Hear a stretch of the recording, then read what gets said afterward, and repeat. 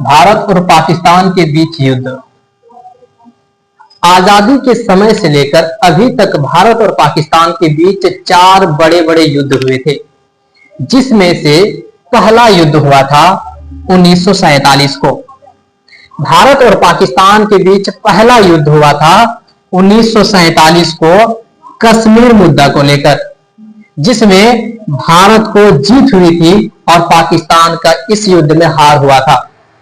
उसके बाद भारत और पाकिस्तान के बीच दूसरा युद्ध 1965 को हुआ था नदी जल बंटवारा को लेकर। इसमें भारत की जीत हुई थी और पाकिस्तान का हार हुआ था। अब दोनों देश के बीच में समझौता होना है। तो 1966 में दोनों देश के बीच में एक समझौता हुआ था, जिसको ताशकंद समझौता कहा जाता है। और इस ताशकंद समझौता में भारत की ओर से भारत के प्रधानमंत्री लाल बहादुर शास्त्री थे और पाकिस्तान की ओर से वहां के राष्ट्रपति अय्यूब खान थे।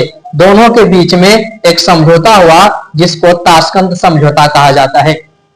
भारत और पाकिस्तान के बीच तीसरा युद्ध हुआ था 1971 को बांग्लादेश को लेकर, और इस युद्ध में भी भारत की जीत हुई थी और पाकिस्तान का हार हुआ था।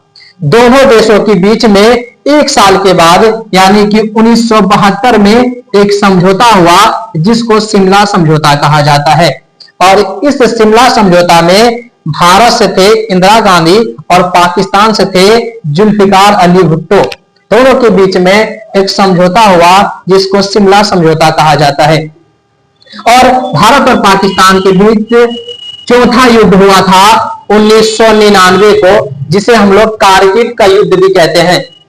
इस कारगिल के युद्ध में भारत की जीत हुई थी और पाकिस्तान का हार हुआ था। अब दोनों देश के बीच में इस युद्ध को समाप्त करने के लिए दोनों देशों के बीच में एक समझौता हुआ, जिसको लाहौर समझौता कहा जाता है।